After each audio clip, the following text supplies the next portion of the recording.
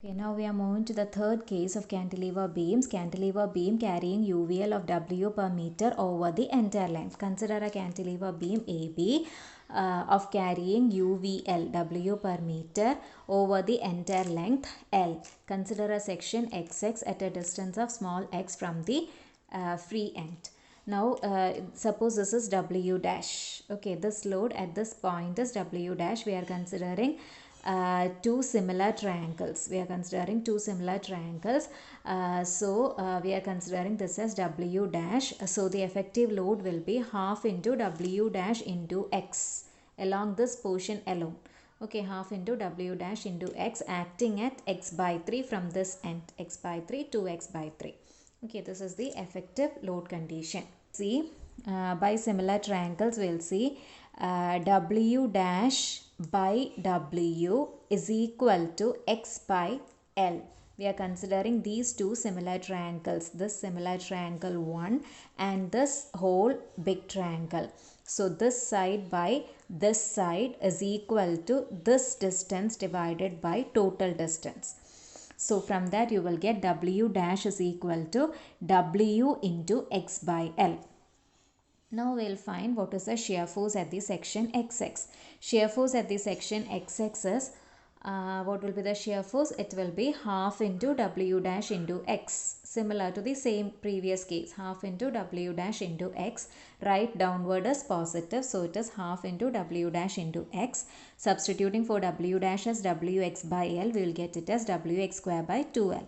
Similarly, the bending moment at X will be half into W dash into X by 3. Since it is right side, clockwise moment is negative. It will be minus of half into W dash into X by 3. Substituting for W dash as Wx by L, we will get it as minus Wx cube by 6L. So these two are the shear forces at XX and bending moments at XX. Now we'll find shear force will be parabolic variation. Okay, shear force variation will be parabolic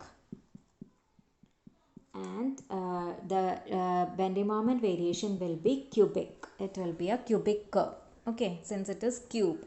So it is cubic form and the shear force variation will be parabolic.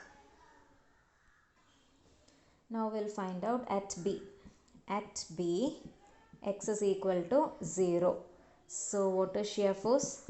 At B, x is equal to 0. So shear force is W into 0 by 2L, which is equal to 0. So what is bending moment? Bending moment also W into x cube by L, which is equal to 0. Then at x is equal to L by 2. At x is equal to L by 2. Middle. We will find it what is in the middle. Shear force is equal to, at x equal to L by 2, shear force is plus W into L by 2 the whole square divided by 2L. So when you substitute, you will get it as WL by 8. And bending moment, you will get it as minus WL square by 48. Similarly, at A, x is equal to L. Shear forces, substituting for x is equal to L. Substituting for x is equal to L here, WL square by 2L. That is WL by 2. WL by 2 and bending moment is equal to, substituting L as L cube, minus WL cube by 6L. That is minus WL square by 6. So these are the bending moment and shear force values. Now similar way, draw the shear force and bending moment diagrams. For that you will drop the lines. Okay, middle also you will drop. And in this case shear force diagram is positive. It is a parabolic curve. So this value is shear force at L is WL by 2. So this will be WL by 2 and here it will be middle value, it is WL by 8. So this is WL by 8 and this value is 0. So you will draw the parabolic curve. It is a parabolic curve. It is positive shear force diagram. it is parabolic. Okay, then you will draw the bending moment diagram. Here it is 0. At this value it is minus WL square by 6. Minus is not needed.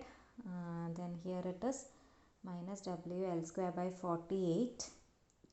So it is WL square by 48.